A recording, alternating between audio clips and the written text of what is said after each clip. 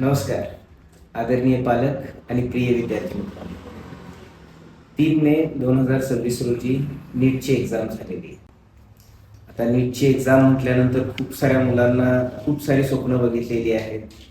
त्या स्वप्नांचं 2 वर्षाच्या मेहनतीचं, कदाचित 5-6 वर्षाच्या स्वप्नाचं एक्झाम स्वरूपातलं तुमचं योगदान तुम्ही देऊन आलेलं आहात. आता तो पेपर कसा होता किंवा यावर्षीचा एक्सपेक्टेड कट ऑफ काय असू शकतो, मुलांनी काय काय आता तयारी केली पाहिजे, या संदर्भात थोडंसं विश्लेषण करावं यासाठी आज मी तुमच्यासमोर आहे.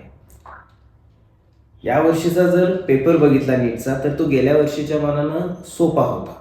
गेल्या वर्षी 2025चा कट ऑफ जो लागला होता तो खूप कमी आला होता कट ऑफ. कारण त्याचं असं होतं की पेपर खूप टफ होता.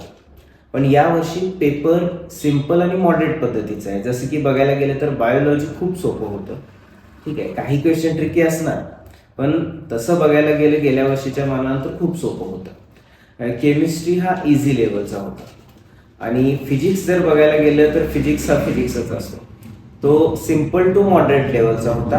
अति हाय असं काही नव्हतं. हा फक्त काही मुलांशी बोलल्यानंतर एक लक्षात आलं की थोडंसं लेंदी होता. खूप जणांच्या अशा समस्या आहेत की कव्हर झालेला नाही आहे पेपर किंवा सगळे क्वेश्चन्स अटेम्प्ट करता आले नाही. पण आता तो प्रॅक्टिसचा भाग असतो किंवा किती लवकर आपल्याला क्वेश्चन समजतील याचा आणि प्रिपरेशनचा भाग असतो. त्यामुळं ज्या काही विद्यार्थ्यांना काही क्वेश्चन्स वगैरे किंवा काही गोष्टी आहेत त्या आपण यामध्ये चर्चा करणार आहोत. पहिला आपण बघूया की किती मुलांनी यावर्षी परीक्षा दिली होती. साधारणतः यावर्षी मुलांनी परीक्षा दिलेल्यांची संख्या आहे 22,75,011 विद्यार्थी. 22,75,011 विद्यार्थ्यांनी परीक्षा दिलेली आहे. म्हणजे फॉर्म भरलेला होता परीक्षेसाठी. आणि दिले किती जण आहेत त्यातले तर 22,05,035 विद्यार्थ्यांनी ॲक्च्युअल पेपर दिलेला आहे. म्हणजे बघा, साधारणतः 69,976 विद्यार्थी यावर्षी पेपर फॉर्म भरून पण पेपरला बसलेले नाही. जसं तुम्हाला माहितीच आहे, नॉर्मली MBBS BDS साठी आपण जास्त करून प्रयत्न करत असतो.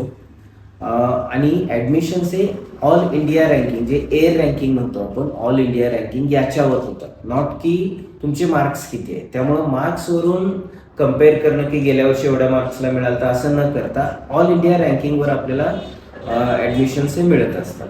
आणि जो एक माझा अंदाज आहे की साधारणतः यावर्षी 50 ते 80 मार्कांची गेल्या वर्षीपेक्षा जास्त गरज आहे तुम्हाला MBBS साठी किंवा ॲडमिशन मिळण्यासाठी. म्हणजे गेल्या वर्षीपेक्षा 50 ते 70 मार्क्स हे जास्त मिळाले पाहिजेत, मग जाऊन गेल्या वर्षीचे कॉलेजेस आपल्याला मिळू शकणार आहे.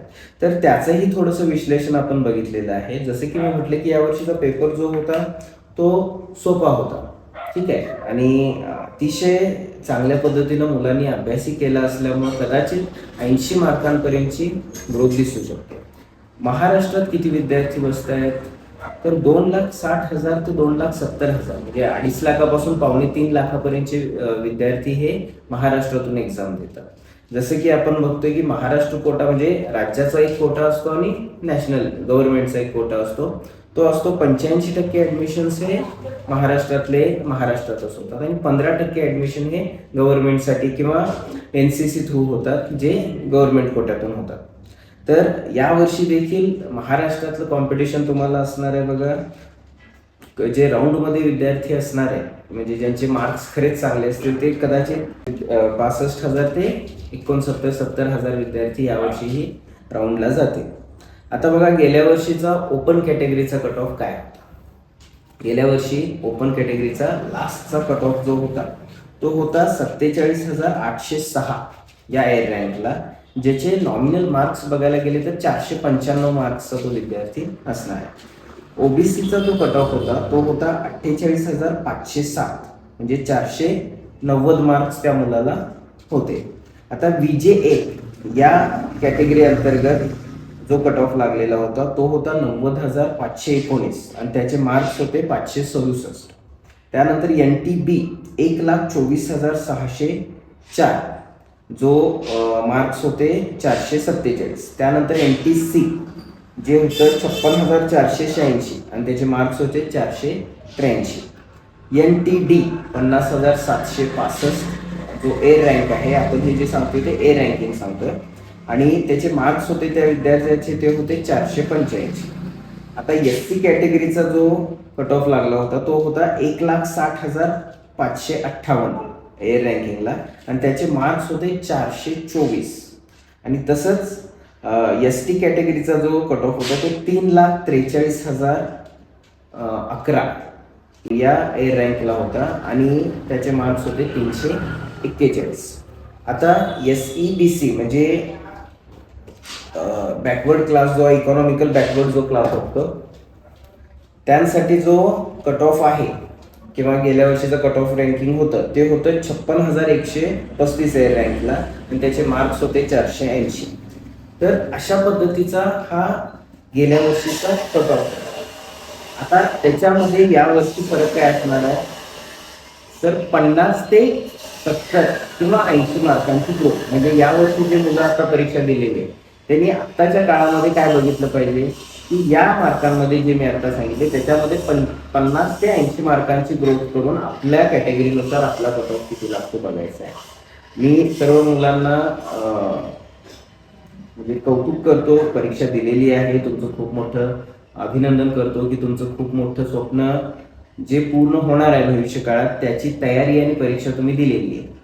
आता वाट बघायची निकालाची. तत्पूर्वी मला तुम्हाला सांगायचं आहे की MBBS आणि BDS यासाठी मुलं भरपूर जण ट्राय करतात. BMSI, BHMSI, BUMS आहे, ठीक आहे. तर असे कोर्सेस आहेत, पण स्ट्रीम्स असतात. जसं आपण बघतो बघा, इंजिनिअरिंगला जवळपास 41 स्ट्रीम्स आहेत वेगवेगळ्या प्रकारचे. तसं मेडिकल लाईनला देखील 59 स्ट्रीम्स आहेत ज्याच्यामध्ये आपण करिअर करू शकतो. पण नॉमिनली हे कोणी सांगत नाही. त्यामुळे मुलं कित्येक वेळा असं होतं की मार्क्स कमी पडतात, रिपीट करायला जातात, चांगले मार्क्स असतात तरी रिपीट करायला जातात आणि कुठंतरी भरकटतात, 1-2 वर्ष वाया घालवतात. हां, ज्यांना मार्क्स म्हणजे काही मार्कांचा फरक आहे MBBS साठी, गव्हर्नमेंट सीट लागण्यासाठी, अशा विद्यार्थ्यांनी रिपीट केलेलं ठीक आहे. पण अतिशय कमी मार्क्स आहेत किंवा 200, 250, 300च्या रेंजमध्ये आहेत त्यांनी परत ट्राय करणं. कारण माझा जो अनुभव आहे आजपर्यंतचा तो असा सांगतो की रिपीटमध्ये 50 ते 70 मार्क्सच वाढतात 1 वर्षाच्या अभ्यासानंतर, ठीक आहे. असा खूप मोठा ड्रास्टिक चेंज असा होत नाही. त्यामुळे माझी विनंती आहे पालकांना, विद्यार्थ्यांना की मीडियम रेंजला जे विद्यार्थी आहेत त्यांनी अदर कोर्ससाठी पण ट्राय केले पाहिजे. आणि ती माहिती मिळवण्यासाठी तुम्ही माणिकराज एज्युकेशनल सर्व्हिसेस आमच्या ऑफिसला भेट देऊ शकता. मोबाईल नंबर आहे त्याच्यावर कॉल करू शकता. असंख्य समस्या असतात आणि त्याचे असंख्य ऑप्शन्सही असतात, सोल्युशन्सही असतात. हे सर्व सोल्युशन्स आम्ही तुम्हाला देणार आहोत. नीट काउन्सिलिंग प्रोसेस आमची अगदी मार्च म्हणजे कळण्याच्या पूर्वीपासूनच स्टार्ट होते. मुलांनी काय काय कुठल्या मार्कांपासून किती मार्कापर्यंत मुलांनी कशासाठी ट्राय केलं पाहिजे, कोणकोणते कॉलेजेस अवेलेबल असू शकतात, ठीक आहे. म्हणजे आपल्याला टेंटेटिव्ह जर आपले मार्क्स माहिती असतील किंवा मार्क्स मिळण्याच्या आधी आपण जर पूर्ण सेटअप करून ठेवला की इतक्या मार्काला मला ह्यासाठी ट्राय करायचा आहे, इतके मार्क्स पडले की यासाठी ट्राय करायचा आहे, तर त्याचा एक पूर्ण रोडमॅप आम्ही तुम्हाला बनवून देणार आहोत. त्यामुळं जे कोणी इच्छुक विद्यार्थी आहेत त्यांनी आमच्याशी संपर्क करू शकता. आणि पुन्हा एकदा सर्वांचं अभिनंदन आणि पुढील वाटचालीसाठी शुभेच्छा. जय हिंद, जय भारत.